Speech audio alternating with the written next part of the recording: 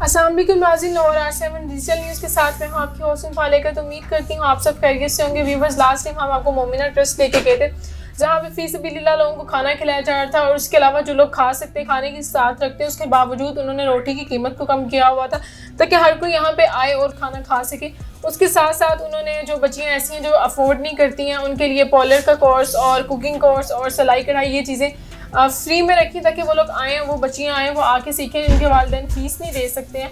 तो ये हमारे साथ इस वक्त मौजूद हैं, जो इस वक्त यहाँ पे जो पॉलर है उनको हैंडल कर रही हैं, और यहाँ पे जो मौजूद बच्चियाँ हैं हम उनसे भी आज बात करेंगे, उनसे पूछेंगे ये उनको क्या सर्विसेज प्रोवाइड कर रहे हैं और उनको क्या पीछे क्या मुश्किलात पेश आई थी, कहाँ पे क्या चीज़ थी जो उनको नहीं मिली थी, लेकिन यहाँ पे आके उनको वो चीज़ मिली है। अस्सलाम वालेकुम। जी वालेकुम अस्सलाम। अच्छा, आप मुझे ये बताएं आपको आइडिया कैसा आया था इस चीज़ का?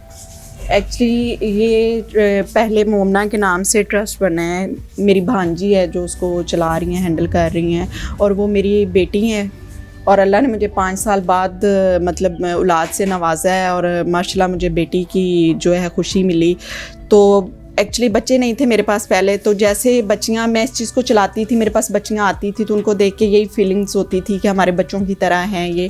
तो वो भांजी ने जब किया तो देखती थी मैं, तो तब से मुझे भी ये मतलब शौक़ था कि मैं भी मज़ीद इस चीज़ को आगे बढ़ाऊँ और किसी के लिए कुछ कर सकूँ।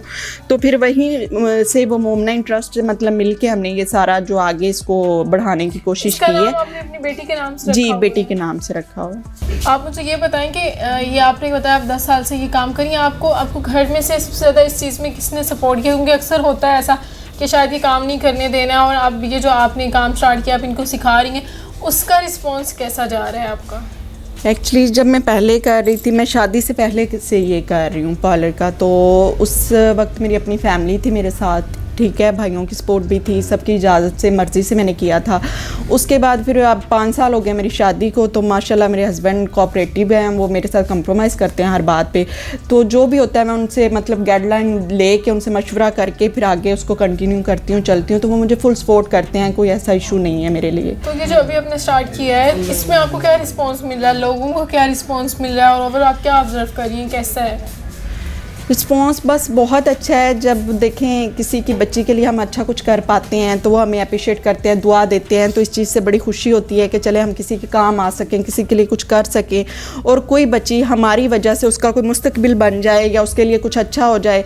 तो ये एक सुन के उनके कमेंट्स लेके हमें अच्छा लगता है ये सब देख के, कि जो बच्चियाँ फ़ीस नहीं अफोर्ड कर सकती या जिनके इतने सोर्सेज नहीं हैं कि वो बड़े सलोन्स पर जाएँ या बड़े इंस्टीट्यूट वगैरह पे दूर कहीं जाकर काम सीखें, तो उनके लिए ये फ्री एक हमने सहूलत रखी है कि वो बच्चियाँ हमारे पास आएँ और हुनर सीखें और अपने पाँव पे खुद ही खड़े हों और अपने लिए कुछ कर सकें, अपने घर की कफ़ालत कर सकें, या अपने लिए मतलब कुछ करें। जो बच्चियाँ नहीं पढ़ी होती या जिनके माँ बाप पढ़ाना नहीं चाहते और उनको कोई हुनर सिखाना चाहते हैं, कोई काम करवाना चाहते हैं, वो उनकी तालीम वगैरह अफोर्ड नहीं कर सकते, तो ये उसके लिए हमने की है।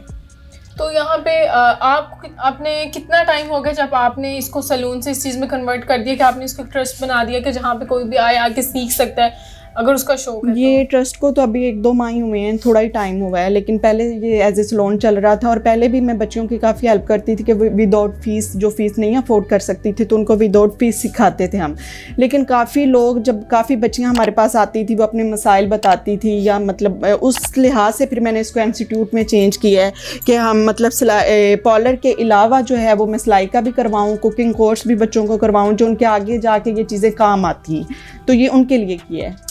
पॉलर के अलावा आप यहाँ पे सिलाई कढ़ाई और कुकिंग भी सिखाती हैं, वो भी आप सिखा रही हैं? उसके लिए आपने कोई और रखा हुआ है? नहीं, उसके लिए अभी हम हायर कर रहे हैं, तो वो इंशाल्लाह वो भी इसको जो कुकिंग का जो है ना उसको भी आगे बढ़ाएंगे हम। अभी जो है सिलाई और पार्लर का चल रहा है, रेगुलर चल रहा है, और वो भी इंशाल्लाह हम साथ स्टार्ट कर रहे हैं। यहाँ पे जब बच्चियाँ आती हैं इनको क्या रिस्पॉन्स होता है? आप लोग उसको किस तरह से जो फैसिलिटीज़ हैं वो प्रोवाइड करते हैं, किस तरह से ये सारा चल रहा है? ये अभी तो जो है ये सारा कुछ समझ लें कि मैं अपनी पॉकेट से, अपने सर से ही कर रही हूँ, कोई किसी की सपोर्ट नहीं है, कुछ नहीं है। लेकिन इंशाल्लाह आपको पता है जब आप एक काम करते हो, एक मकसद बनाते हो, तो फिर उसमें आपकी सपोर्ट भी बन जाती है। तो अभी तो हम खुद से ही बच्चियों को मशीनें भी खुद से ही प्रोवाइड की हैं। उसके अलावा जो बच्चों के मतलब चीज़ें होती हैं, एक्सेसरीज़ होती हैं सीखने के लिए, करने के लिए, वो भी सारा कुछ मैं खुद से ही दे रही हूँ। कोई चीज़ बच्चियाँ खुद से नहीं लेके आई, और ना वो बेचारी ला सकती हैं, इतने सोर्सेज ही नहीं है उनके। अगर होते तो फिर वो मतलब इस तरह उन्होंने क्या करना था। तो तो कितनी बच्चियां हैं यहाँ पे, किस सेशन में सबसे ज़्यादा हैं, कुकिंग में या फिर उसके अलावा ये पार्लर के काम में या फिर वो जो सिलाई वाला आपने बताया उसमें? तीनों में ही हैं। बच्चों को तो आपको पता है जिन्होंने काम सीखना है, हुनर सीखना होता है, उनको तो तीनों चीज़ें ही चाहिए और तीनों ही इंशाल्लाह हम सिखाएंगे, रेगुलर सिखाएंगे। लेकिन अभी सिलाई का और पार्लर का ज़्यादा चल रहा है। तो ये तो किस कुछ बच्चियां इस टाइम अभी जा चुकी हैं, मतलब थोड़ा ऑफ का टाइम होता है, ये 12 से 1 बजे तक का हमारा होता है जो सिलाई का होता है काम, ये 1 बजे तक हम क्लोज़ कर देते हैं। उसके बाद फिर पार्लर का जो है वो 9 बजे तक चलता है, सुबह 9 से रात 9 बजे तक चलता है। तो आप मुझे ये बताएं, अभी यहाँ पे आप जो बच्चियाँ सीखने आती हैं, जो सीख नहीं सकती हैं, उसके अलावा भी आपने कोई और रखी हुई, आप सबको खुद ही मैनेज करी, बाहर से भी जो आता है उसका भी आप काम खुद करती हैं और इनको भी सिखा रही हैं? जी, दोनों चीज़ें साथ चलती हैं। तो कितनी बच्चियाँ जो यहाँ पे अपने शौक से भी सीखने आई हैं? हमारे पास कोई 7-8 बच्चियाँ अभी जो जा चुकी हैं, लेकिन ये जो अभी मौजूदा हैं ये आपके मतलब सामने ही हैं। बाकी जो बच्चियाँ हैं वो अभी जा चुकी हैं क्योंकि क्लोज़ हो चुका हुआ है टाइम, तो इस वजह से वो जा चुकी हैं। लेकिन ये है कि माशाल्लाह न्यू एडमिशन हो रहे हैं, आगे आगे बच्चियाँ आ रही हैं, तो रखेंगे साथ साथ और तादाद बढ़ेगी। सैलून इसको ओपन किया हुआ था, इतना आपने बताया कि 10 सालों से आपने इसको खोला हुआ था, अचानक से आपके ज़हन में क्या आया कि आपने ये सोचा कि आप इसको इसमें कन्वर्ट कर दें, कि आप लोगों को सिखाएं जो नहीं सीख सकते, उनकी हेल्प करें? ये आपने कैसे सोचा? आप मुझे ये बताएं इसके साथ साथ कि कुछ ऐसी धुलने होती हैं जो लाइक नहीं अफोर्ड कर सकती हैं, जिस तरह से बच्चियां आ रही हैं सीखने, क्या आप उनको भी कोई फैसिलिटी प्रोवाइड करती हैं? जी बिल्कुल, जैसे कि बड़े सलोन्स पे जाते हैं तो आपको पता है तकरीबन 1 लाख रुपए 50,000 से नीचे कोई ब्राइड नहीं होती, ठीक है। लेकिन जो मिडिल क्लास तबका है, जो लो तबका है, जो जैसे हमारा ये एरिया है, इसमें जितना मिडिल क्लास तबका रहता है ना, उनकी बच्चियाँ जो होती हैं, जैसे मेड तबका है, वो बेचारे नहीं इतना अफोर्ड कर सकते, बड़े सलोन्स पर नहीं जा सकते, तो उनके लिए हमने एक पैकेज रखे होते हैं कि कम पैकेज में भी हम उनकी सर्विस करते हैं और उनको अच्छा काम करके देते हैं और उनको डिस्काउंट करके उनकी हेल्प मतलब 5,000 में कह लें, 4,000 में, इस तरह करके काम करके देते हैं उनको।